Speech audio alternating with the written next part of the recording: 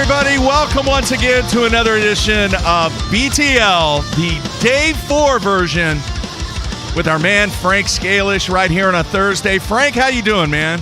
I'm doing good. I want the ice to melt. It just came here, and I want it to go already. Jeez. Matthew, how are you in Tulsa? I'm good. I just finished my 2 pieces of toast, and I'm ready to learn about some interesting baits from Frank today. Uh-oh. Jeez. All right, You're going to Frank. show that. Are you going to show that one? Yeah, I'm going to show some things, but remember today's audience participation day, so we'll bloviate for a while, and I'll show you some cool stuff, and then the audience better participate today. All right, I've got to set this up first. All right, first, I do not want to receive hate mail if I do not get to your question. All right, because I'm sure there are going to be a ton of questions both on the YouTube feed and on BassZone.com. I will try to get to as many as we can. And then we're also going to try something that we haven't done before. I'm going to throw up the Sunline hotline number. And if you want to call and talk to Frank, I'm not sure it's going to work. I tested it. It did work, but we'll see, Frank. And if we can take phone calls, we'll take a few phone calls, and you can ask Frank anything today. Right, Frank? Within reason, boys and girls. All right, let's get this out of the way, dude. Cleveland Browns, a valiant effort, but still, man, lost in the playoffs. But the Cleveland Browns fans have to feel good about the future for everybody involved with that organization. I mean, absolutely, because they're not the Browns of old. You know what I'm saying? These guys here, they're playing. I mean, here, look, they lost the last game, but they fought back. They had a few things not go their way, and they lost the game. But, they'll tweak up some defense a little bit, make some changes on the defense, and they'll be okay. I mean, this team here proves they can win. I mean, this is the first, winning record we've had in a long time, and been in the playoffs. This is the first time we've been in the playoffs since forever. So yeah. All right, man. Last question about this, and then we're going to move on. I've got a special photo that I want to show based upon the show yesterday that just blew my mind when I got the email, and we'll talk about that here in a minute. Could you see the Cleveland Browns playing with a UPS logo on the helmet? Oh, my gosh. No, I can't. And I have a lot of problems with some things with that stuff as far as I think sports team names should be left alone. Yes. And I mean, that's the icon, that's the whole icon. It's like this. I don't want to start trouble because I know I'm gonna, but it's like the Cleveland Indians logo was iconic. I mean, it's been there since the beginning of time. They spent billions of dollars promoting this, and now because of, whatever, now they're going to do away with it. And they're probably going to change the name. I mean, it's just like the Washington football team.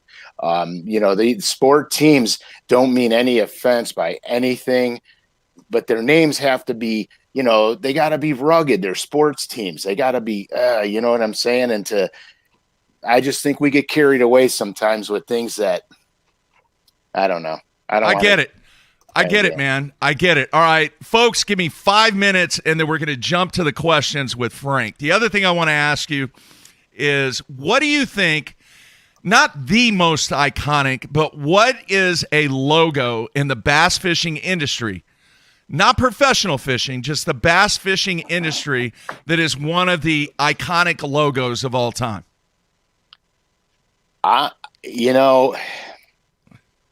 You guys are going to think I'm crazy, but I'm gonna go probably Smithwick. It's been around forever. It's immediately recognizable as far as lures go. As far as the bass fishing industry itself, I'm going to say BASS. Yeah. Do you remember the day, and we've mentioned this before, Matt and I have, where you saw that logo on every truck that was at the boat ramp when you went and fished? Absolutely, dude. It was a dream of mine since I was 14 years old to fish in Bassmasters. Yeah. And my father's like, you're going to get a real job like everybody else, and you're not going to do this fishing thing. So unfortunately, he passed away and I went full-time pro. And Awesome. it's pretty wild. All right, last thing real quick, and then we're going to just jump right into the questions. Yesterday on the show, Matt and I started talking about the Cleveland Barons, the 3-year stint that they had in the city of Cleveland in the NHL. And I threw something out there, Frank. I said, you know what? If anybody out there has any Cleveland Barons memorabilia or anything that is related to the Cleveland Barons, shoot me an email, and I'm going to hook you up with a prize pack with a bunch of stuff in it. All right, Bass Tank hat, some Rogues, some vintage Rogues that I have from the 90s, and then a $25 gift card to Academy. I got a few, and then they were all honest. They were like, no, I screenshotted that. I don't really have it. And then I got this email, and I'm just going to flash it up because one of the things that were associated with the Cleveland Barons was Gilles Malash, a goaltender, and Matt and I got into a huge discussion. So based upon the show yesterday, Frank, look what this guy named Chris sent me. Look at that. That is a Gilles Malash signed Sherwood goalie stick. That it just blew me away. And I knew we had some reach, but I had no idea that we had the reach of somebody actually producing a Gilles Malash goalie stick. So the big question is A, is he parting with it? And B, what are you willing to give him for it? I don't know. I've got to respond to his email because I would love to have that and put it right here behind the studio or put it in the office. I was blown away that. Do what? Next to the Cujo stick. Next to the Cujo, the Curtis Joseph stick. So I was absolutely blown away that somebody out there had that piece of memorabilia, and bizarre reach into the BTL fan atmosphere. Kind of crazy. It is kind of crazy. Kind of crazy. All right, so let's do this. If you have a question for Frank, or do you want to get into the video you sent me first before we get into the questions? Yeah, I mean, let's do it. Let's get this out of the way so we could have fun the rest of the time. All right. Let me get the video queued up here. Hang on. I should probably preface this by something. Yes. Yes. Okay. So here's what a long time ago in a land not too far from here, basically Lake Erie. Probably 21, 22 years ago, fishing Lake Erie, I needed a bait that was going to get me into a range of smallmouth that normally couldn't be reached. So back then there was hardly any, jerk baits out there except for obviously Rogues, and Bomber had a few jerk baits, but I saw a walleye lure. It's called the 24A Bomber. I saw a walleye lure and I said, man, this is the right profile. This is the right size. I wonder if I can get it down to these deeper fish that I can't reach with a regular jerk bait. So I started monkeying around with this bait and started absolutely throttling the smallies on it. So then I said, well, okay, in my travels throughout the country, when I fish Bassmasters, this was always my secret go-to bait because I catch spotted bass on it, largemouth bass on it. I mean, everything that swims on it. And it took me a little while to develop the right cadence and technique to fish this thing. So in this video is actually largemouth, okay? And here, the water temperature here is 37 or 38 degrees. This was actually done this winter right before the first major snowfall we had, which actually was 2 days after this video was taken. Wow. And you got to watch this. Now, when you watch the video, you could probably rip it or let it run, and I can probably talk through it. Okay. Here we go. Now, when you watch this video, here's the whole key to this bait. Watch how I'm fishing it. I pulled it down to depth. I get it down there and look at it. I'm barely doing anything with that rod. It's just like I'm not even I just pull it a little bit and twitch it a couple times. I'll pull it a little bit and twitch it a couple times. And you got to be prepared because the bites mostly come on the paws. So when next time you go pull it, you're going to feel some weight there. And as soon as you feel the weight, you got them. Now, the crazy thing about this lure is it dives down about 11 feet. So watch how close this bait is to the boat when I hook this fish. I'm actually almost directly underneath my trolling motor. Okay. But I'm 11 feet down. And this is the kind of fish you catch with this bait. And this thing works all over the country, guys. I mean, I fish this thing all over the place. About the only time I don't have success with it is in Florida because the bass are doing stuff way different. What's the water temp again? 37.9. So let's just say 38. But they quit hitting the Flash Mob Junior, and I needed something I can slow way down and keep it just hovering in their face. So that's what I do with this bait, and it's a slow riser. So the cool thing about this is when it rises, it backs itself up because of the bill design. So it has a little shimmy to it, and it backs itself up. That's what makes this bait so effective. Now, I fish this bait against a lot of high dollar jerk baits, and I always catch fish on this bait. Back in the day, I did a TV show when Zona was doing his, world's greatest fishing show. We were on Lake Erie, and I was throwing the 24A in. It was gold. It was black, gold, and orange, and I was wrecking them, dude. And so he wound up putting down the jerkbait he was using and picked up one of the 24As, and then we just clobbered them. We were getting double headers after double headers. Right, all right. Just for the people that are looking this up, I got on LearnNet because I was having a tough time finding it. It is called the Bomber Deep Long A B24A. And you're looking at the right bait when you have colors. Well, did I give up too much? Were you not going to tell that, Frank? No, we're cool. Okay. So you're looking at the right bait when you have colors like Chicken Pox, Fruity Crush, Lavender Crush, Northern Lights. Yeah, so here, let me explain let me explain those colors to you. If you remember what I said in the very beginning of my statement on these things, it originally was a walleye trolling lure. Okay. Right. So they have a lot of walleye colors in this bait. But they also have bass colors. Like here, I'll show you two of the best Lake Erie smallmouth. I know, I picked it. They also have like Muscle Car and hey, dude, I made Fire River Minnow and all sorts of badass sounding ones too. I made those colors, man. Don't you get on my grill. No, so I did it. You made Muscle Car? Ooh, I made them cool all. Color. So here, wait, where the heck am I going? Did you name them? Yeah, I named them too. Dude, don't mock me, dude. I'm not mocking you. I was just saying it was funny because we were just talking about how you have to have the rough, rugged sports names. That's and right. Now we're on here. We're talking about Muscle Car and yeah. Okay, so here's two of the best Lake Erie smallmouth colors right here. This is the top one is black, gold, and orange. Then the bottom one is blue with the gold mirror and orange. Okay. So here's the thing. You see the bottom one?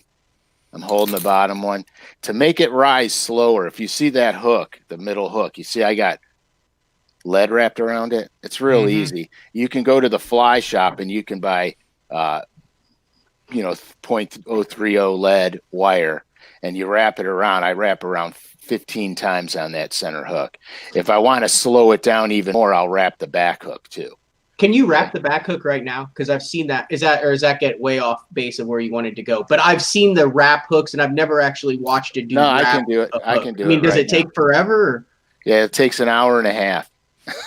I'm just curious because every time I've done it, it just looks like crap. And you said, what is the gauge on that wire then? It's a 30 gauge.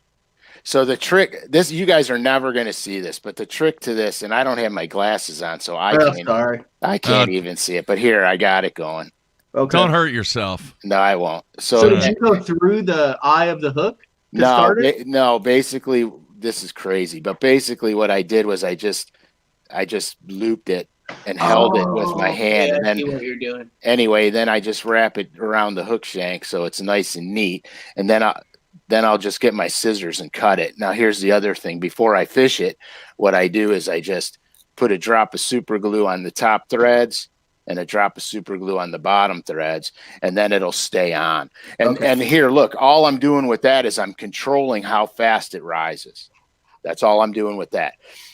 Because there's times when you want it to rise slower, but you don't want to take the rise out of the bait, because when you get around wood or grass, you want it to back up a little bit so it doesn't bury itself in, so you can back it up around it and get over top of it and keep moving it. And the whole key to fishing a 24A for bass, guys, it's not like a jerkbait technique. Like you'll see KVD go down the bank, whack, whack, whack, whack with the jerkbait. It's not like that. You pull this thing down and then you just twitch the rod tip. And when you pull it down, it swims down to depth. And when you twitch the rod tip, it just sits there and does all this goofy stuff. Yeah. And then it starts to back up, and then you do it again. And that's the whole key to the 24A and bass fishing. Okay. I've caught giant bags of spotted bass on it. Clark's Hill, I caught good largemouth on the thing.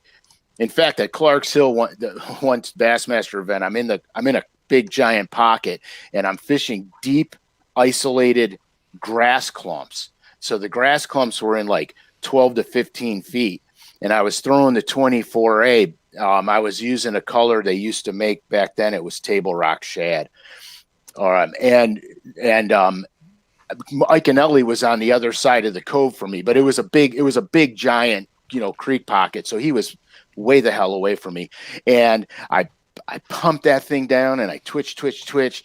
And I got one, and I'm like, yeah, I get him in. It's like a 4-pounder. And all of a sudden I hear across the creek, yeah, he's going apeshit. He caught one back there. And I think everybody on the lake heard him catch it, because I almost fell out of my boat. I was so startled by all the screaming.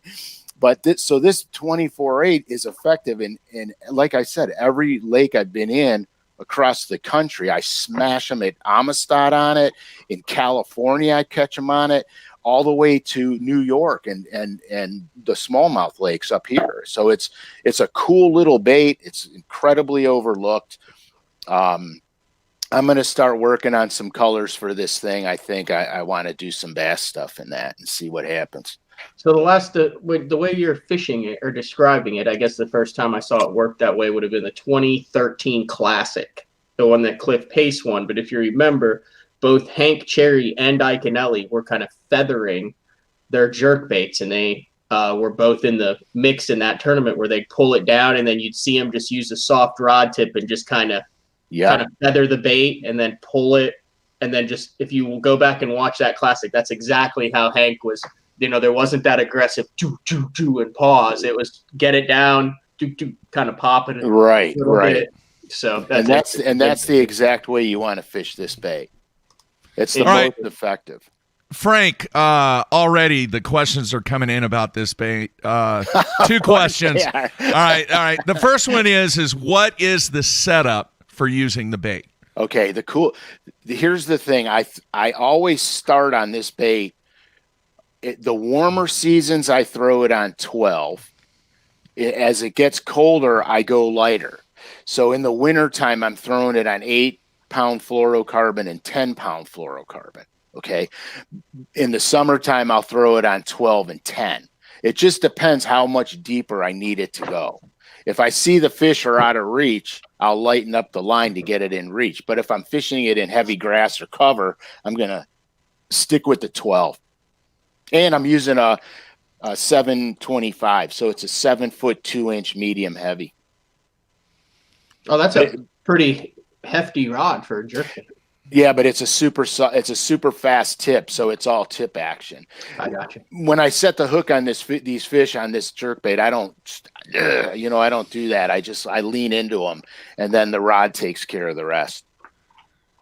All right, here, next question. J. Rod wants to know, is the 24A effective in the pre-spawn? Yeah, it really is effective, especially when the fish start moving up to their secondary points and stuff. When they start to stage to go in, you're getting them in the right depth with this bait. The other thing too is if you're talking about pre-spawn, smallmouth, that's basically why I started fishing this thing, because on Lake Erie and some of the Great Lakes, you have these massive, massive flats that are 15 to 20 feet deep that go way out into the lake and then drop off. That's originally why I did this thing, because I needed something to get down to that depth, where I could fish it like a rogue, basically. Except I fish my rogues differently for smallmouth. My cadence is different, but I needed a bait to get me down there because the rogue wouldn't get down all that to that depth. So that's how I started fishing this bait, and it just turned out to be a blessing in disguise. Now, if you're talking pre-spawn spotted bass, yeah, it's a masher, dude. The spots love this thing. All right, Jake wants to know what's so special about the orange belly with anything. Well, here's the thing. The orange belly, all it does is offer a contrast difference in flash. Okay, if it's a black back, gold side, orange belly, you go from gold flash to orange. It's a thing. But here's another trick I do. I get electrical tape. They make all kinds of different colors electrical tape. They make white, orange, red, any kind of electrical tape you can. And what I'll do is I'll cut a piece of electrical tape and put it over the belly of the hook so I could change colors of the belly on the water when I'm fishing. Right, wow. You said before the show you weren't going to talk about that tip. Well, there's another tip I wasn't going to talk about. That one too. He's like, don't mention the tape on the belly, but I'll show you before the show. And then Mark adds a boom. There it is. No, that's not what I asked him. That is not what I asked him. They wanted to know, why does everything have an orange belly on it? Well, I don't. Yeah. Sometimes I don't prefer the orange belly. That's where this comes in handy. Yeah. I don't prefer the orange belly a lot. Especially for largemouth fishing. You could put the white tape on the belly and you could shorten it up so you just got a little orange chin on it. But the reason I'm talking about the tape is because a lot of guys aren't going to sit down and paint stuff. And so this takes the place of that. And you don't, and look, it won't come off unless you take it off. And it's really cool because you could change colors, during the day. Like if I'm fishing one with the orange belly and I get a hit and they're not taking it good, or it's on the outside of their mouth, right? I'll tape the white strip on the belly and get rid of the orange, and they might swallow the thing then. You know what I mean? You don't know that until you're in the fishing situation. So rather than have 100 different colors, I just use the electrical tape. It's that fast. It takes you no time at all to put it on, and you're literally changing a bait profile in an instant on the water, as conditions dictate, of course. Yeah. All right, we need to let everybody know, because I'm starting to get the questions, Frank. The Rogue Show. When is it going to happen? Thursday. Next Thursday. A week from today. Today. And we've got... go ahead. No, you go. We've got some special stuff for next Thursday, right? Yeah, we're going to try to make it real special next Thursday. Yeah. We're planning on doing a lot of fun things on this show, guys. I'm going to try to get... I'll just tell you. I'll tell you right now. Can I tell them right now? Sure. Whatever you want to, Frank. It's day 4 with Frank Scalish. Oh, that's right. That's right. It's my show. That's right. It's not my show. It's your show. I'm just on it. I'm gonna try to do product giveaways. We're gonna do contests. I want to make up contests, and I want to give tons of products away. That's one of the things we're doing. And another thing I might be playing around with is I might make some special paint colors for BTL. Oh, day 4 paint colors. Yeah, they'll be day 4 paint colors, and we're making all this materialize. But you guys watching the show, you have to understand we got certain chain of events that we have to follow in order to make all this happen. But I think we're real close right now. So. Yeah. While we're on it, before we get off, one of your day 4s in the future with the paint shop and everything that you do, I would love for you to do a show of how you come up with a new color and the process and steps that it takes from you going, oh, that might work too. It's on lurenet.com in the paint shop. Unless that's a trade secret, No, it's just what goes on up here, dude. Yeah, well, I would love for you to You know, do that. I mean- I would find that to be fascinating for one of them. We could just push the Rogue Show back for another 2 or 3 weeks, and we can talk about that next week, maybe. No. I don't want to coin a phrase, but it's easy for me. No. All right, let's get back to the questions. Thad wants to know, let me throw this up here. Wants to know, does Frank use the Norman speed clip with his jerk baits? Absolutely. All the time. I always use Norman speed clips whenever I can, except for blade baits because they don't fit in a blade bait. But yeah, absolutely. I like the speed clip with that O-ring to O-ring style hookup. I think it gives the bait much more movement.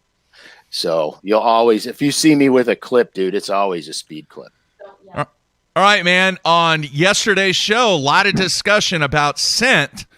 So Mark wants to know, does Frank ever use scent? Just curious after listening to Carl yesterday. Yeah, Carl made some great points yesterday. I wish I had an Australian accent too. It sounds better when he says it. But yeah, I do use scents. I don't always use them. I used to when I fished Bassmasters, I used them like crazy. I had probably 6 or 7 different scents in the boat at all times. Now that I'm not competing, sometimes I get a little lazy and I'm like, I'm not putting it on there. But you got to understand too, a lot of soft plastics are pre-scented. Mm-hmm. Yum's jig trailers and stuff, they're all pre-scented. Stuff like that. Back in the day when I was coming in, this guy had a taxidermy shop and he made freeze-dried. He took a freeze-dried shad and he made all this scent and stuff out of it. And we used to use that on Lake Erie all the time and just absolutely throttle the smallmouth. If you didn't use it, you'd catch 10 times more than the guys that weren't using it. I'm sorry, Matt. Go ahead, Matt. Crazy because we talk about Carl with that, and then it just so happens, and I listen to a lot of YouTube videos on the way home because I have to drive back and forth. And I ended up on Edwin's YouTube channel, and he had the biologist, whatever, on there from Pure Fishing, who was sitting there talking about, a bass's nose is 75 times stronger than a bloodhound's, and blah blah blah, and all that. Yeah. You're trying to hawk the power bait stuff, but it was just crazy that we're sitting there talking to Carl, and now here's the biologist, right? And I'm like, oh my god, it's amazing I've ever caught a fish. It just smells like gasoline and donuts, my baits do. That's all right. If it works, keep using it. But I mean, like here, he talked about the FG knot. I've been fishing the FG knot for 7 years. A buddy of mine, here's how I got turned on to the FG knot, dude. A buddy of mine was a redfish guide on the Carolina coast. And him and his brother, the kid's name, it's Mark and Troy. Troy and I grew up together. Troy and I are like brothers. And so his brother Mark fished redfish on the coast. So Troy called me up one day. He goes, dude, there's a knot you got to look at. I go, what's the deal? He goes, it's braid to fluoro. I said, what is it called? He said, FG knot. So he sends me a link and I look at the knot, and I've been using it ever since. And Carl's 100% right, dude. That knot when you tie it properly, that knot is only as fat as the fluorocarbon that you're tying it to. And it goes through your guides. Half the time you don't even hear it going through your guides. It's a super, super great knot, and I've been using it ever since. Now, and originally, the first time I tried to tie it, it was a pain in the ass. I was like, I'll never do this in the boat. You know what I mean? So I practiced in my basement a couple of times. After I tied about 4 of them, is like, oh, yeah, this is a piece of cake. So, good knot, real good knot. Hey, Peter has a comment here that I'm going to put up. You know why you have all the answers, Frank? Because Frank is a genius. Hey, it's easy for me, guys. I'm a genius. We're working on the T-shirts, folks. We are. We're working on a lot of things, guys. Yeah, so just stand by on that. Let's see here. Brian wants to know, can Frank explain how many 6A colors there are? Rare colors go for big money on eBay. Well, there's a few old ones. Here, look. Here's the reality of the big money 6As. Okay, if the 6A has where the hook hangers are screwed into the bait, that's the big money 6A, because those are one of the very first made. They have screw eyes in them instead of molded in the plastic, the hook hangers. Okay, so that's first. Second, the colors that you're looking for are the ones that were very effective, back in the day that they can't get anymore, like the chartreuse, lime chartreuse silver herringback pattern is a good one. But the main thing you want to look for if you really want a money 6A is the one with the screw-in line hook hangers. That's the real deal. What year was that? Dude, I don't know. I'm not a lure collector. Believe it or not. Better? What's that? What makes them better? It's not that they're better or worse. It's just they're one of the first few that were made. Why can I not find the 6A on Luring? You got to go on the bomber lures part and go into. I gotcha. It's there, dude. It's there. There are so many freaking lures out there. It's unbelievable. Oh yeah, it's crazy. It's crazy. But yeah, so that's with lures. That's what you look for. Like I don't collect lures. I'm actually more into old fishing reels than lures.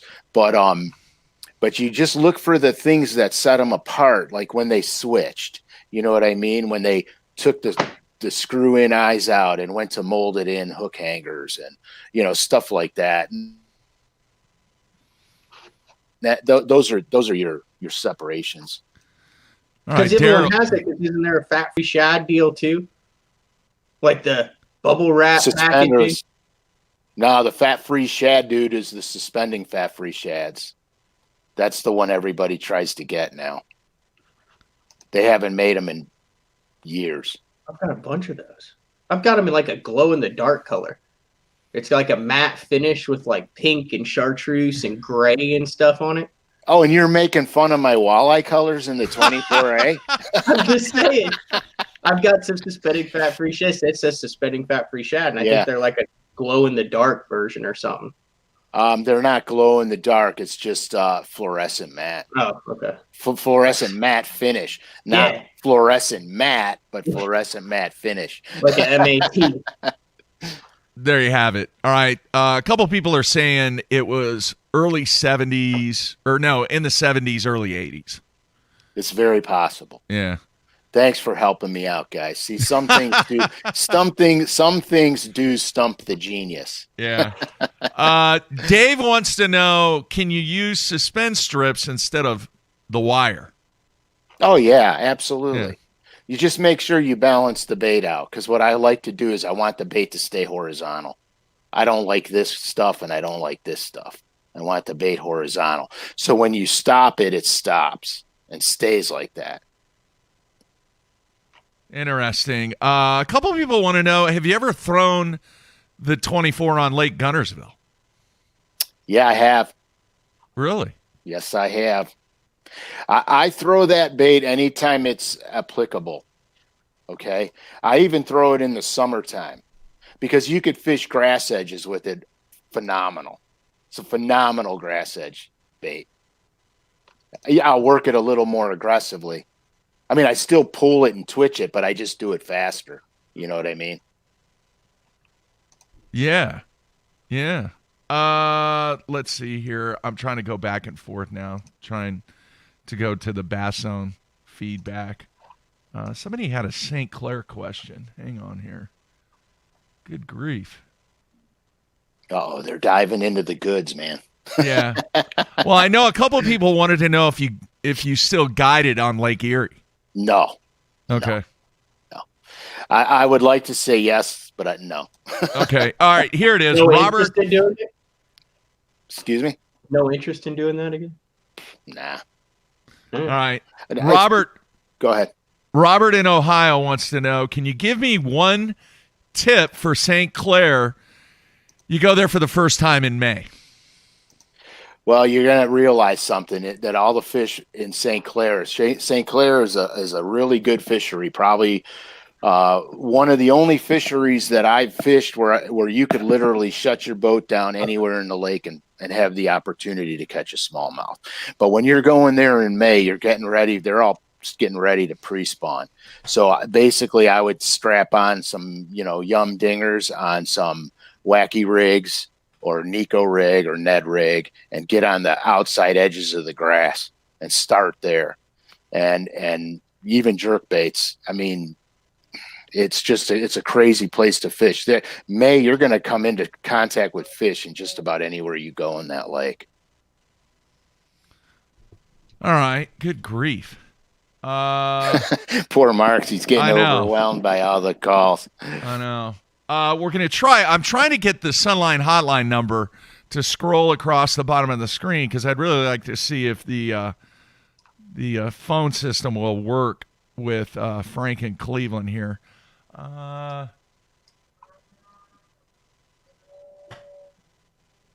geez. Sunline hotline. Not yet. No. What's the difference between the 14A and the 24A? There you go. Thanks, there's Matt. a huge difference because the 14A is it's got a tiny little shallow bill on it. It only gets down about 3 feet, 4 feet at the most, where the 24A has the big bill. It gets down 11 feet on a cast. Cast it out, I can pull it down to 11. So why do the walleye baits as a whole? I'll just ask the questions too that I want to know. A lot of them are shaped like bananas, longer. Because the bass baits are shorter, tighter wiggle. I mean, you would think. Well, because a lot of the walleye baits are imitating emerald shiners, alewives, and Cisco's, which is a long, slender baitfish profile. Okay. Mm-hmm. A lot of the walleye lures are designed to be trolled at higher speeds, 3 miles an hour, 3.5, 4 even, where a lot of your bass baits are designed to be cast and wound. There's a big difference. The 24A the 24A and the 25A were the original walleye trolling lures on Lake Erie. And then when the Bandit Walleye Deep came out, the Bandit Walleye Deep just took it over by storm. So what happened is the 24A, because it's tiny profile, it's only a 3 1/4 inch bait, which is perfect size. Okay. For bass, it's perfect size. Like most of the smallmouths I catch on this thing, when I catch a smallmouth, that's about what's sticking out of the mouth of the smallmouth. I mean, they choke on this thing. So it's a perfect size. But your question is a good question. I mean, all these long, slender bait profiles is just what's natural and normal in the Great Lakes area. Now, a lot of the short, fat plugs for largemouth are there because of their forage bases, bluegill, perch, and crappie. So, all right, I've got the number. We've already got a phone call. Imagine that. Outstanding. All right, let's see if it works here. Let's see here. Hey, you're on with Frank. Who is this? Ken from Michigan. Ken, how are you, man? Good. All right, Frank, can you hear him? Yeah, I got him. All right, very nice. What's your question? I got a question about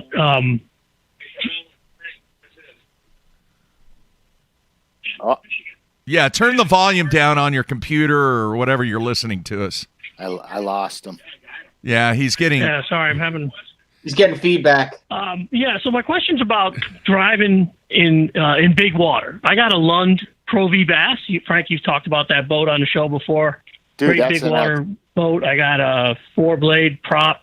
The only issue I have is I get a lot of spray. And I'm wondering, is there a way that I can drive the boat that minimizes spray in big waves?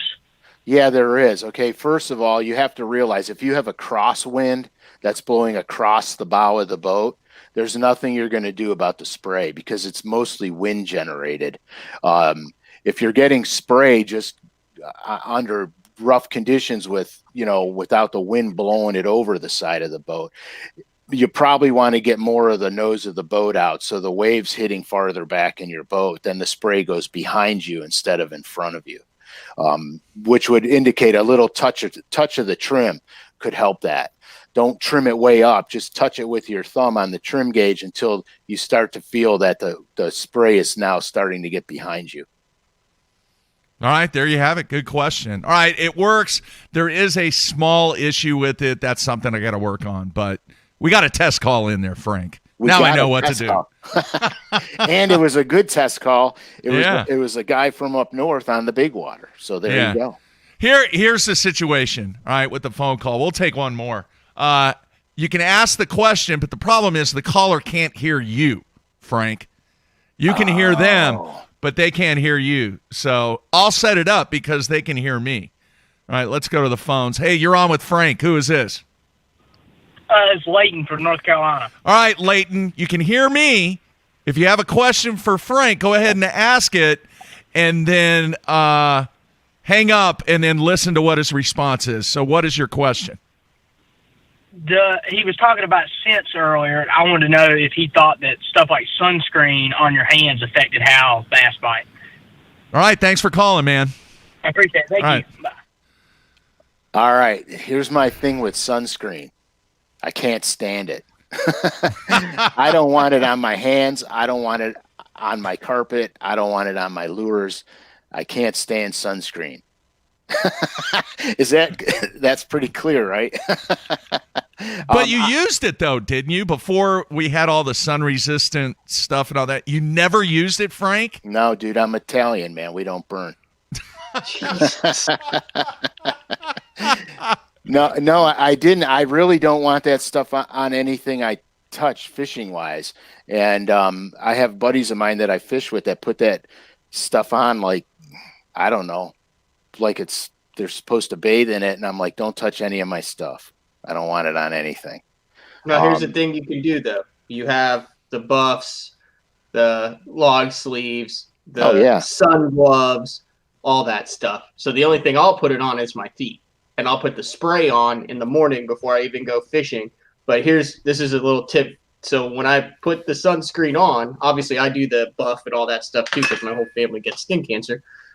I do not ever put it on the little patch of skin that'll be from your knees to your hopefully lower thigh, not mid or upper thigh, or else you have some issues with your clothing selection.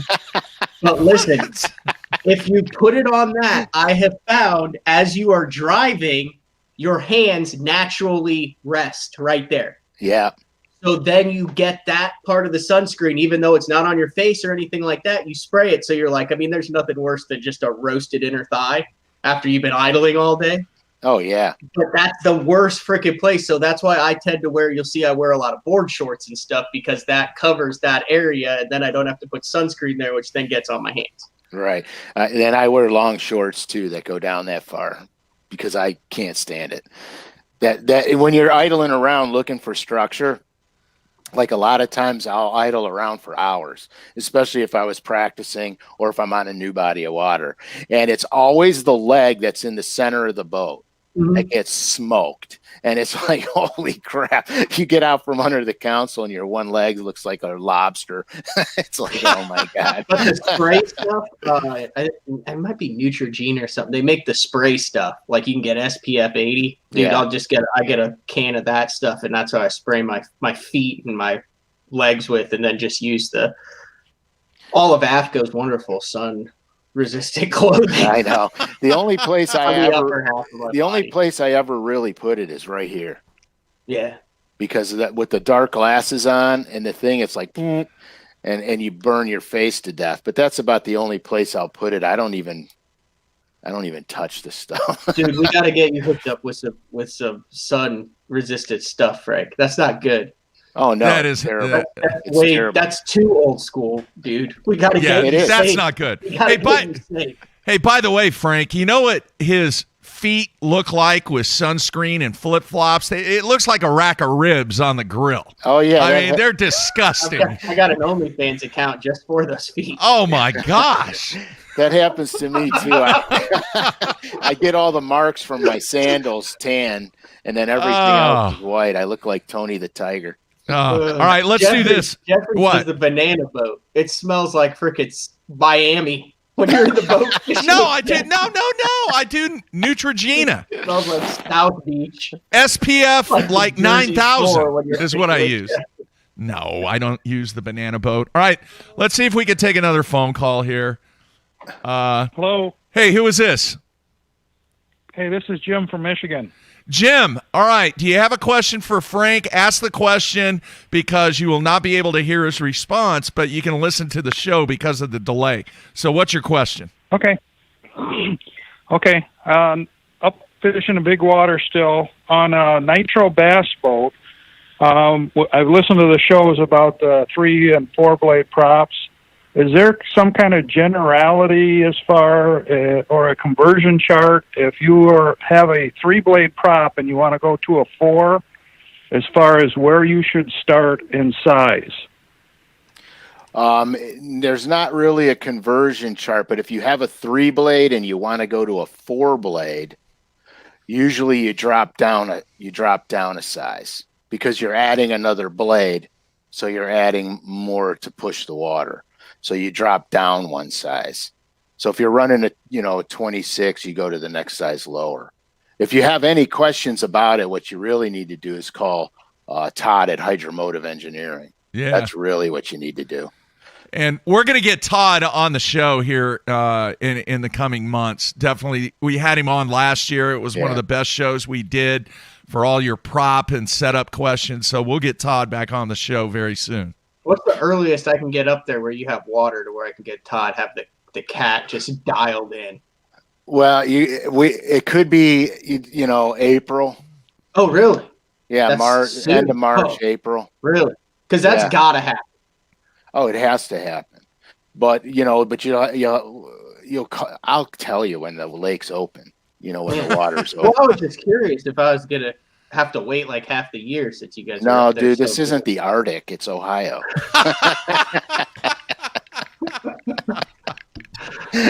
Oh, they got icebreakers out there all the time, right, Frank? Right, and believe it or not, you don't need a passport to get here. Oh, jeez.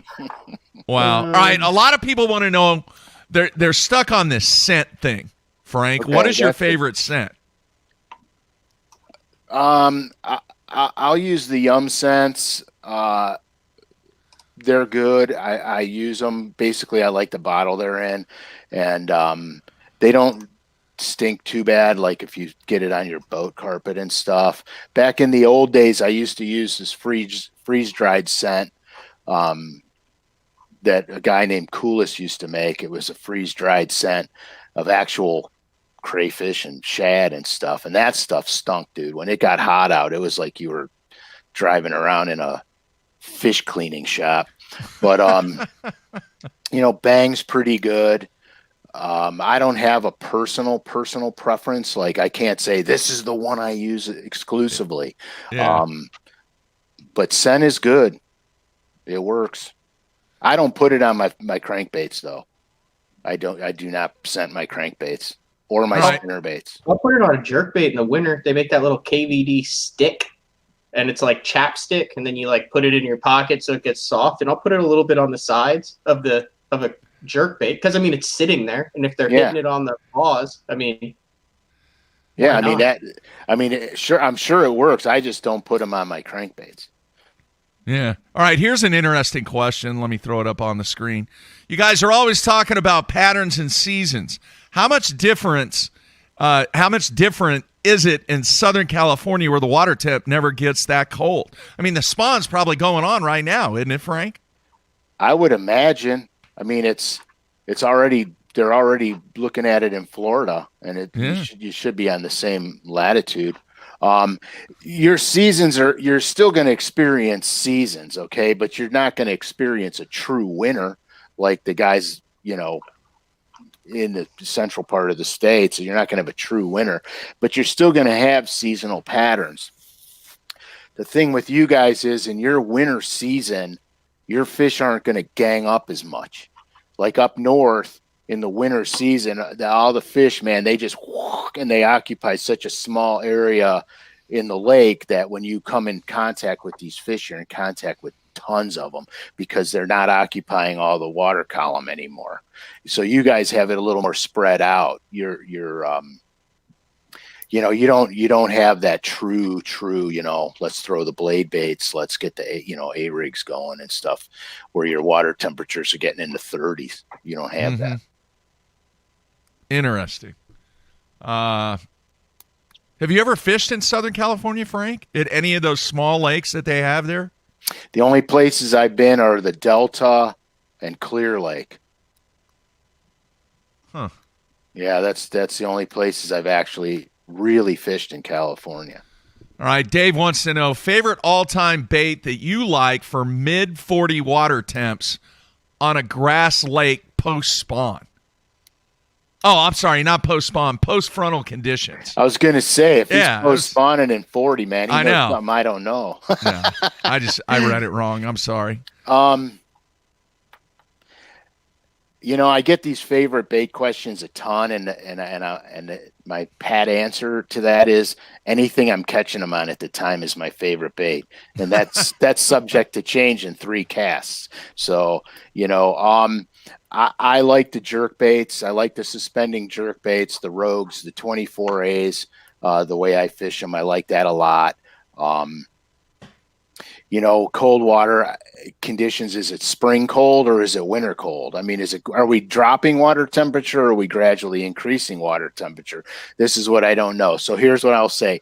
If the water temperature is 40 degrees and we're on the increase, meaning we're going towards spring, then I go to my red crankbaits, my deep little ends, my speed ends, my middle ends, that kind of stuff. If we're in the winter, going into the winter, and we got a dropping water temperature, then I rely heavily on, my suspending jerk baits, my rogues, my 24As, and my flash mob juniors.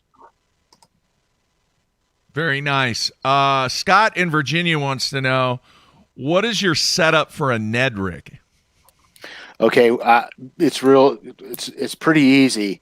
I use a 7.5 foot medium spinning rod, and I use 10-pound braid as my main line, and I FG knot 6, 8, or 10 fluoro off of that, and I fluctuate my line size based on water clarity or what kind of fall rate I want to get on my bait. All right, there you have it. Hey, Frank, we had KVD on the show this week, and I know you guys hung around for a little bit. Is there a KVD story that you could tell us that people may not know about? I mean, come on, man. Give us some juice. Oh, man. I don't know if I can tell any. No, I could tell you. Yeah, I could tell you one, and I'm going to be very vague on it because because he did somebody a favor, and I don't want to get anybody in trouble. But here's the kind of guy. Statute of limitations. Yeah, here's the kind of guy Kevin is. Okay, at said Bassmaster event, they had a house. They rented a house by the lake. One of the younger guys that were in the house got carried away with, man beverages and couldn't handle it and got very sick. Kevin actually stayed up with this kid and all night made sure he was okay, took care of him, probably got a half an hour of sleep, and then went out and fished the entire tournament. Wow. That's the kind of guy he really is. I mean, he's a very nice, caring dude. I was very surprised because I don't know if I could have been that patient. You know what I mean? Not that I'm a mean guy, but I just don't know if I could have been that impatient because you're fishing for a living. It's like your job. This young, up-and-coming angler at the time still competing? Don't know. I honestly don't know. But that's a true story, and I was amazed. But it's not like a dude who's still like on the BPT or something right now. Might be. Oh God, Frank, you're doing good at this. I mean, with that poker face, you could start telling all the stories. I could, but I won't. But yeah, wow. So I mean, I'm just telling you, that's the kind of guy he is. He's a great guy. You know, he likes to cut it up too. I don't think people realize how much of a practical joker that he is, and just really likes to cut it up with the guys. Oh yeah, when we were all up in Traverse City. There was a ton of us up in Traverse City. We were doing Mark, and maybe you remember the name of the event, Fish with the Pros. It was to help inner city kids, see that there's life outside of the concrete walls and stuff. Yep. And so we were all up there, and we got into some mad wild cornhole games up there. And let me tell you something. You think that dude's competitive fishing? He's that competitive in everything he does. Yeah. I mean, we're playing cornhole, and if he makes it in, and makes it in the hole, and then I throw one in, he gets like wild, dude. He's like, oh my God, you got game. Keep going. He's like wild. So he's competitive like that in everything. I don't care what it is. If you play tic-tac-toe, he'd be that competitive in it. I think would you say the majority of successful touring level pros are uber competitive in anything? Oh, to the point where it's like, dude, you might have an issue. Yeah. Oh yeah. Like in your personal, because I remember I got into a game of darts up at that bar on a plane. Next to where the weigh-in is, there's that bar right there when you roll over the weigh-in on the right-hand side. Yeah. And it was me and someone else who didn't fish versus Randall Tharp and Kobe Krieger. And we started, it was like, it was like a backroom darts game. And I knew Randall okay. I didn't really know Kobe Krieger. And like halfway through, we're beating them. And I'm like, these guys are going to take us out back and kick our ass after this. Like, I mean, they've been drinking. The event was over and stuff. And it got like uncomfortably competitive, like to the point where it was like, okay, like they were huddling in the corner and talking about and then they came back and beat us, and you'd have thought they won the Bassmaster Classic. And I'm like, God, I can't imagine what it's like on the water in the heat of the moment with some of those guys. Oh yeah, dude, think about it. We spend our whole lives fighting for water real estate, our whole lives are dedicated around beating somebody, not beating them up, but beating them on the water. And so when my family makes fun of me all the time, they won't even play Monopoly with me. They're like, no, because he gets all mad when he loses. I would say that we're all uber competitive. You almost have to be, or you couldn't survive. So Frank, over the years, who would you say was the most intense person that you'd been on the water with at the same time? Gee, oh man, that's a hard question, man, because I know a lot of guys personally, so they're, I would say I'm the most intense person I've ever been on the water with. I mean, I'm ready to board somebody's boat and push them in the water and everything when they get too close to me. I'm probably more intense than anybody because I can't deal with another angler coming near me. But I fished with Mike, Kevin, and all those guys, and they're focused. Like they're crazy focused, but intense. I mean, I don't know what's intense. Yeah. Like at times it's been uncomfortable this past Opens year and in the Coastas a couple times to be around Hallman. Like, no, I'm serious. Like on the water, not in a bad way. I mean, yeah, I run into him on like Neely Henry and it's fine and stuff. But there are a couple times where I told my co-angler, I was like, I just telling him, I was like, I need to shut up and just like get out of his way. So I'm like, hey, how's it go? Blah, blah, blah. And you just get he's just emitting a don't jack with me vibe. Like on the water, like it's you could tell it's not, you don't want to be around him. Yeah. Not in a bad way. No, I mean, I'm that way. I've had words with a lot of people when I was competing. A lot of words actually. So I don't know, it's hard to say because I see them in a different light. When I'm fishing around, I'm usually not around them when I'm fishing. Yeah, because I ended, like I said, not like that we were fishing the same spot, but just like, oh, there's Holman. Hey, Brad, how's it going? And then he just like clearly knows he heard you, and he just like keeps his head down, and you're like, okay, we're gonna continue to move on here. Well, the funny thing is, when I was competing all the time, I would hear guys, because we'd go out to eat and hang out, and I would hear like these guys would be like, oh, and so was over here, and so was over there, and da da da, he's here, he's there, and I'd go, how do you guys know where everybody's fishing? All I'm looking at is my freaking locator and what I'm casting to. I don't know where anybody is on the lake until tournament day. When I go to my first spot, if somebody's on it, I'm like, oh, they're there. And I go to the next one. You know what I mean? That's the only time I know where anybody's fishing, because I don't pay attention to anything except for what I'm doing. So a guy could be, across the cove from me, and I don't even know he's there.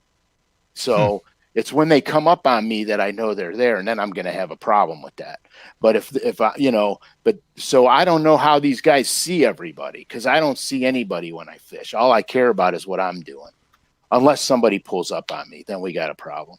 All right, here's another question. Colby wants to know, what's the best way to figure out the right cadence in the winter? Is there a method to it? Yeah, you know what? That's a great question. Here's the method, okay? I always start out slow and then go slower with the cadence in the wintertime, because you'll find where they bite it. Most of the time, if you're jerkbait fishing, they're going to eat it on the pause. They barely ever eat it when you're pulling it. Although sometimes you'll go to pull it and they'll just be there already. And you're like, oh, wow. You know what I mean? But he didn't hit it when you pulled it. He hit it on the pause.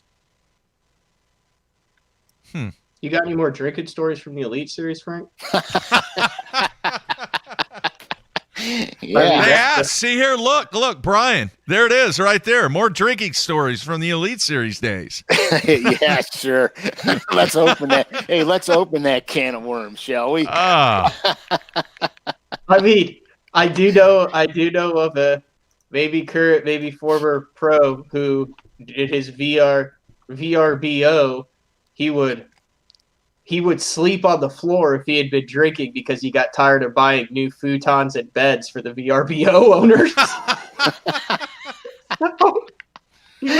Oh, if my he had tied gosh. one on, he would just sleep on the floor with a blanket and then just have to pay for the rug cleaning. That is rugged, man. No, I'll be honest with you guys. This doesn't go on during competition days. Yeah. It's always after. It's never during competition. When it's done. No, I would When say it's that, over. especially if it's been like a back-to-back and it's towards the middle or end of the year, just covering the Elite Series. Obviously, the only stress that I had was Jeffries back in the day. Well, but Mark, speaking about Jeffries, Mark, do you remember the one year, the last tournament was, I think, Table Rock, and we were in Kimberling City, and we got the bowling alley after? Oh yeah, it was you, myself, KVD. Who else was with us? Kelly Jordan was there. Kelly Jordan was there. And Steve Kennedy. Steve Kennedy's got game. Yeah, that's remember right. that? That's right. He was there. And of course, out of all the guys, I couldn't even roll the bowling ball down the aisle, just because I don't bowl. So I push it underneath with like a child.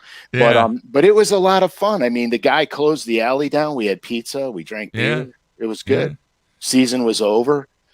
That's what I said. You let go. You don't realize how much stress the Elite Series guys and tour guys are on until they have one night where they don't have to go for a tournament the next day, or something's over, and then you're like, oh my gosh, these guys are so wound up, and there's so much. And guys do it different ways, but like just going out and having some beers and cutting loose for one day out of the entire season. Where you just don't have to, because you don't have to worry anymore. See, the crazy thing about traveling on the Elites is it's back when I was doing it, it had several changes incorporated into it. And the one year we went to 11 events, and it was like, holy moly, because now you're gone for 2 to 3 months at a time from home. And so it's like, wow, you know what I'm saying? So when you were finally at that last one, and it was all over. It's like this big sense of relief comes over you. And of course, till you get home, and then you're like, gosh, I wish the season would start again. But you know what I mean? It's like, whew. And so when it's over, it's over. You wind down. You know, the worst thing for me was when the classics are over. Yeah. My first classic that I fished in was super hyped up. It was super hyped up, and when it was over, it was almost like depressing because you're so high, and then all of a sudden, it's over. You know what I mean? So, yeah. All right. Next question. Please ask Frank about not obvious structural locations to find largemouth this time of the year, mainly for man-made lakes in the south. Yeah. Okay, so here's the thing. I wanna say I always look for not obvious stuff. Always. That's my thing. Okay. Mm-hmm. So what you're going to want to do is there's certain main structural elements that everybody calls community holes, and the only reason they started calling them community holes is so when 5 boats pulled up in the same place, nobody would kill each other. So come on, man, it's a community hole. Oh, yeah, okay. Exactly. So what you have to realize, hey, I tell the truth, man. That's so right. What you have to realize is that you can't ignore those main structural elements, especially if they're producing fish. But what you do is you look at them and see how the fish are coming off of them. And then what I do is I start scouring. You know, some of the tricks are let's say you catch them on a long tapering point, right? Just because it's a long tapering point and you caught them there, that doesn't mean every long tapering point is going to have fish on it. So then what I'll do is I'll graft the tar out of everything around that point and see what's going on. And sometimes what I find is these magical rock piles or little tiny stump rows off the beaten path. And that's where the money is, okay? They just slid up on that point to feed maybe, and you caught them there. But the money spot is probably 20, 30 yards away from there. And so I'll look around those areas and see. And once I find a bunch of spots like that, if I start seeing a pattern on how I'm getting bit, okay, maybe it's rock. Maybe they just want the rock that's off the end of that thing. Or maybe the point ends or the bank ends, flattens out, and there's rubble, you know, out there on the flat, and they want the rubble. Once I find out that, then I know what I'm looking for, and I scour for it. That's how you find stuff that everybody's not fishing. You're still fishing the proper depth. You're still fishing the same areas, but you're fishing stuff they're not even looking at. All right, next question. Wait, let me ask you this or add this. Have you Okay. ever caught them where the structure is literally nothing? Yes. Like where the pattern is nothing. Yeah, I have. Especially when you're talking about spotted bass and smallmouth bass. Absolutely have. They just seem to be on flats with nothing on them. You know what I mean? They're in bait there, or you find them by there's or do you usually stumble on that bite?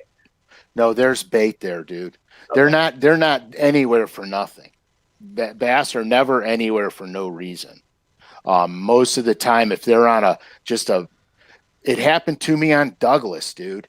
I found this giant flat on Lake Douglas, super deep flat. I rolled over it and my locator went black, and I'm like, holy smokes, man. So I was sitting in my driver's seat.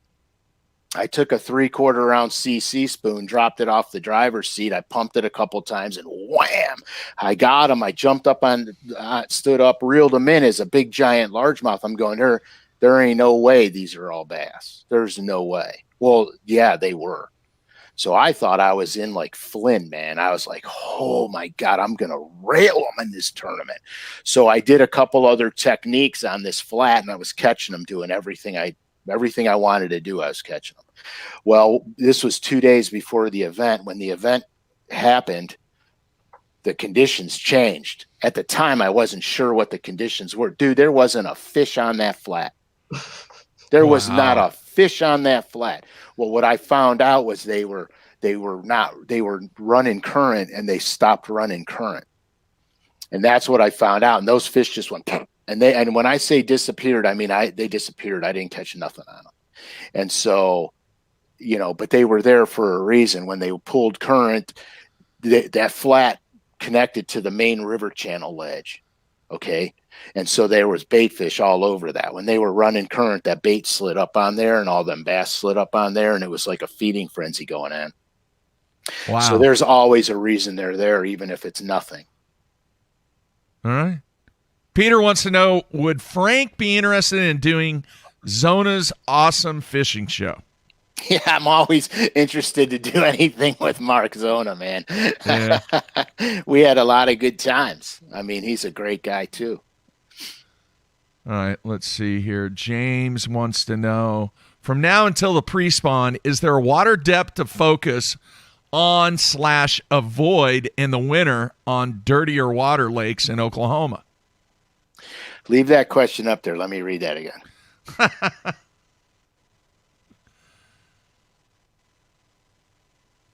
Okay, so here's the thing.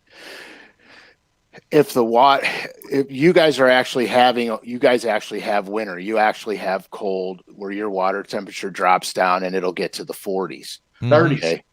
Oh, you get to the 30s. What's it at right now? Do you know? It's lower to mid 40s right now. Okay. So when you say, Mark, on average across the state, but yeah, I mean, it'll get to the 30s every year. Okay, so you're going to have different depth ranges based on what type of lake you're on, as to how you're going to find them. So I can't give you an exact depth range, but you're going to idle around till you find bait, and the bait's going to tell you how deep or shallow they are. If the water's off color, you're going to have to fish shallow because you're not going to catch them deep in dirty water. Not that they're not out there, you're just not going to catch them. The worst combination is cold, dirty water, especially in the winter and pre-spawn. So I would, if the water's dirty, I'd get shallow on them, or go up the lake where there's current, because the current will make them predictable. What's the dirtiest water you've caught fish on a jerkbait on, Frank? Probably 10, 12 inches of visibility, but here I was fishing shallow grass in the spring. So the fish were up there. I didn't have to go far to put a bait in front of them. I never catch them suspending jerk baits if I can't see a couple feet down. See, so he asked that question. I asked you that a couple years ago. I got on a deal where I was catching them in 3 to 5 foot of water on a suspending jerk bait with maybe 6 inches of visibility max, water temp 39 degrees. And they were crushing a jerk bait on the pause. It was mind blowing. Yeah. Absolutely mind blowing. Yeah, absolutely. I mean, in the winter here, up until this year, the last 6-7 years, I haven't caught a bass deeper than 5 feet. They've all been shallow jerkbait fish.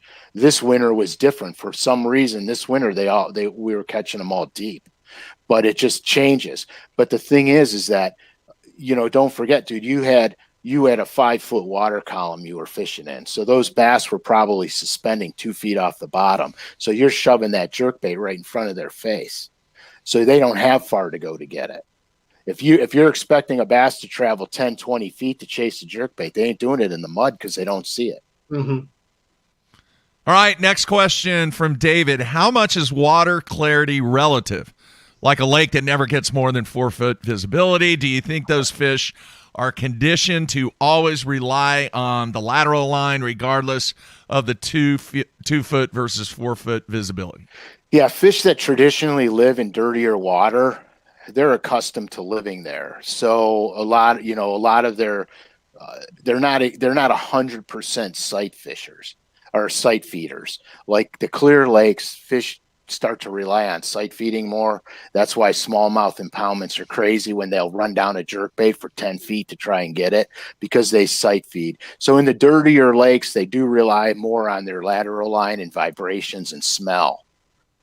Back to smell. So that's where it's at. But don't forget too, that strike window in that dirtier water is much smaller. So you got to put your bait closer to the fish. to get that bite, because they won't run it down for 7 feet if they can only see 2.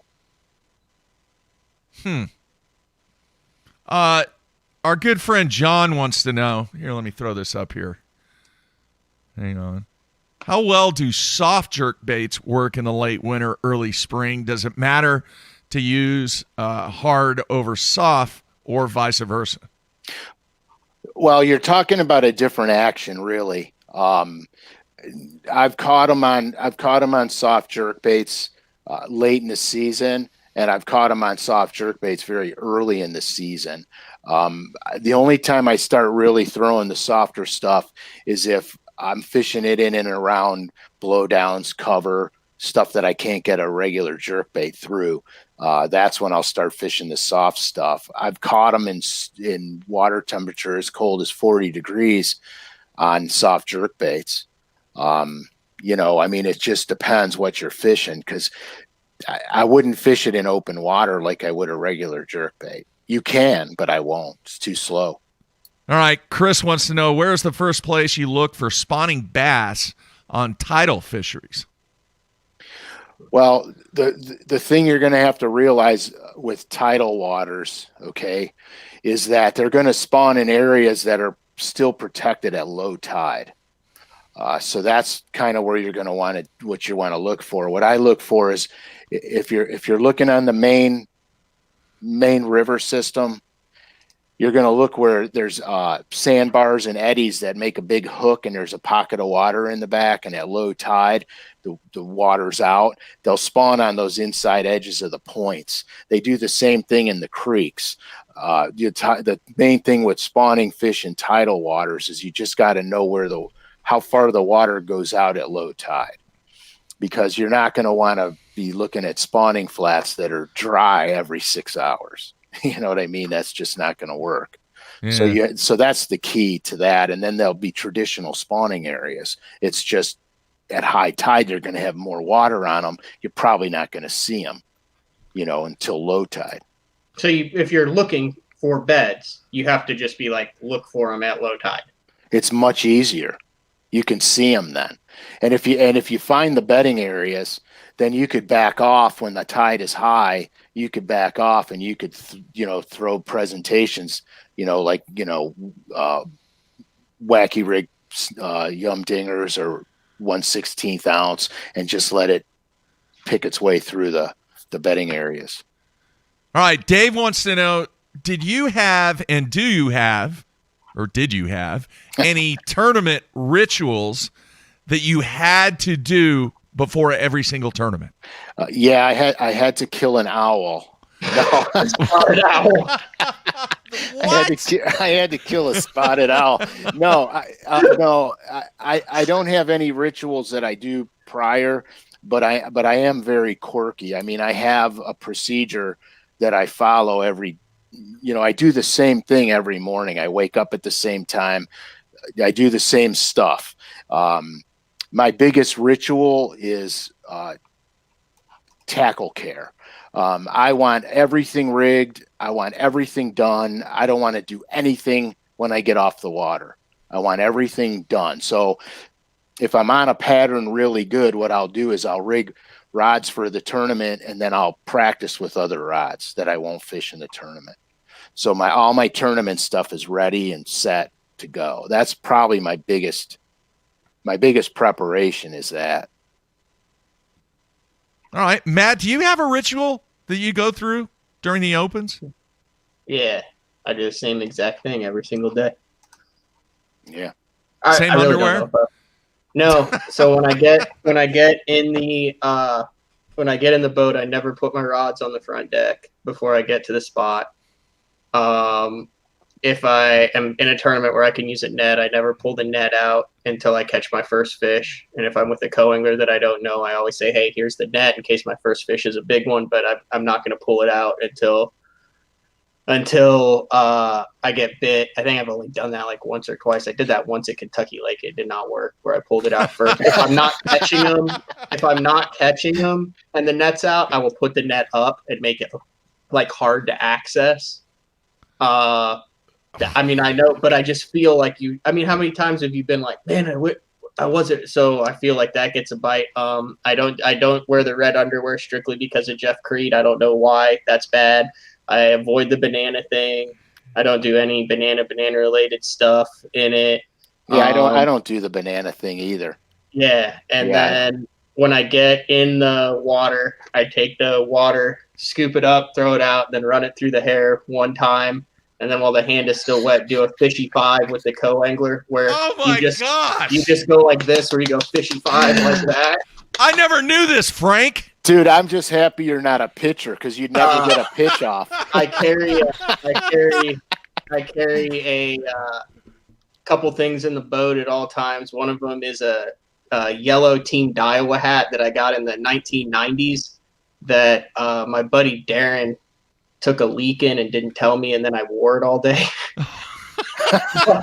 This is back when I was a teenager, but it was the first tournament that I won in the Assumption Bass Club. So I carry that hat with me in the back at all times. I also carry an OU hat that I caught on an Alabama rig. Wait, time out. Are you playing right now? Or No, are you serious? I'm 100% serious. Okay, I had no idea, Frank. And then, you have to get rid of a lot of that. And then I also have like a Mardi Gras necklace thing that my mom got me for one of the for the Classic down in New Orleans. I'll carry that with me too. You know what's funny though? I'm making fun of you, and I just realized my kids when they were real little, my daughter made a little lanyard out of string that was about that long, and she gave me that and a little fish that she sewed a little fish pillow with crossed eyes for a dead fish. She gave me those and said they were good luck. I had those in my boat forever. That's the only thing that I could ever remember.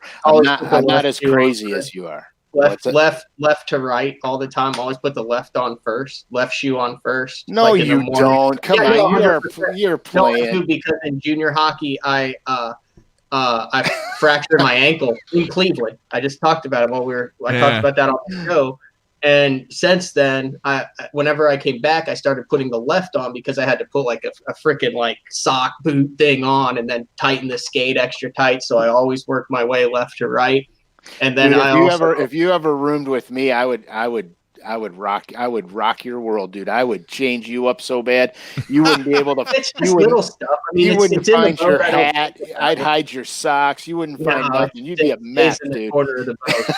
And then also, I'd be the slug bug. Like if like on the way to the ramp and stuff, if you cross anything where there's a burnout headlight or anything, you got to hit the ceiling. No, dude, no way, man. That's pretty much it. I didn't realize it sounds that bad. It's not that bad. I mean, really, the only thing I make sure I do. I mean, the other stuff just happens. It's kind of subconscious. Dude, you're like one. When you actually say it out loud, but really, I just make sure I get the water, run it through the hair, do the fishy five, and I'm good. Yeah, dude, you're like 1 minute away from autism, man. Dude, he's got all that stuff in the boat except a prop wrench, a spare prop, jumper cables. I've got jumper cables. You know, a screwdriver. I've got all that stuff. Matt throws a blade, dude. Hey, we got to change props. What do you got in here? I got this hat my buddy peed on. Wow. Oh my I've been with this dude a long time, and I've never known that. What a great segment. I've never said anything. But I mean, no, listen, when you say it all out loud like that, it sounds like it's a lot. But the other stuff it goes in the boat and never leaves the boat. All the Lucky Charms do. The other stuff that I do, the left to right, that is all subconscious. And the other thing is kind of like a deal where you just go from everything. So listen, like, everybody does that. And they don't realize it. You go from that moment where you're meeting your co-angler, you're making sure you're in line, you're making sure everything's working, your lights are working, your live wells are open, you've got it. And you have to have something, in my opinion, at least for me, where you take a deep breath, you close your eyes, and you go, okay, I am no longer getting ready for it. There's nothing else.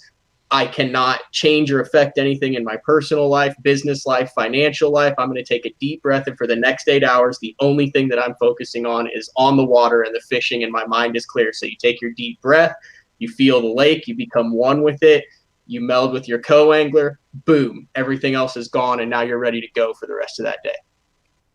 Okay. There you have it. Okay. All right, Frank, final question is going to set up next week. Uh-oh. All right. Let me throw this one out here. Jason wants to know, Frank, do craw-colored jerkbaits work, or do you mainly use shad imitators? I personally don't fish craw-colored jerkbaits. I don't know why. I just never have. I like bait fish imitating jerkbaits. Most of the time when you're throwing a jerkbait, the fish are suspending and they're feeding up anyway, where crayfish are mostly bottom related or they crawl around on the grass. But that doesn't mean they don't work, because they still see contrast and they still see the patterns, so I wouldn't be opposed to throwing one. I just don't. All right. Which is going to set up next week, because the show's finally going to happen, right, Frank? The Rogue Show. We could talk about things you don't know about, or we could talk about things you already know about. It's just, we'll see what happens when we start talking about it. All right. So it is in the books. It's going to happen next Thursday, same time. By the way, on BTL next week, great week. Besides show number 4 with Frank, Monday we're going to have Ken Duke. Tuesday, Andy Montgomery. And then on Wednesday, Elite Series rookie KJ Queen. So great stuff next week. Can't wait to talk to Duke, see what's going on, the man that knows more about the history of bass fishing probably than anybody. Agree, Frank? You can take the word probably out of there, Mark. Take the word, eliminate probably. Yeah. Okay, he does. All right. I'm admitting it. All right, Frank, big plans this weekend, man? No football. No football. I'm going steelhead fishing. Ooh. Yeah, I'll be breaking ice and wading in the rivers. Very nice. Can't wait. All right, very nice. Folks, please send us feedback. Shoot me an email, mark@basszone.com, on what you think about this Day 4 stuff with Frank Scalish. We'd love to hear from you. Also, please, I haven't said it all week, if you're listening to us on iTunes, make sure you give us a rating. Make sure you give us a review. It helps us out immensely. Frank, man, have a good weekend. Matthew? You guys too. All right, be safe. You going crappie fishing, Matt? There's a chance I might get out Saturday doing crappie fishing. All right, very nice. We'll talk about that on Monday. All right, everybody, be safe. Have a great weekend. Back on Monday. That's it. We're out of here.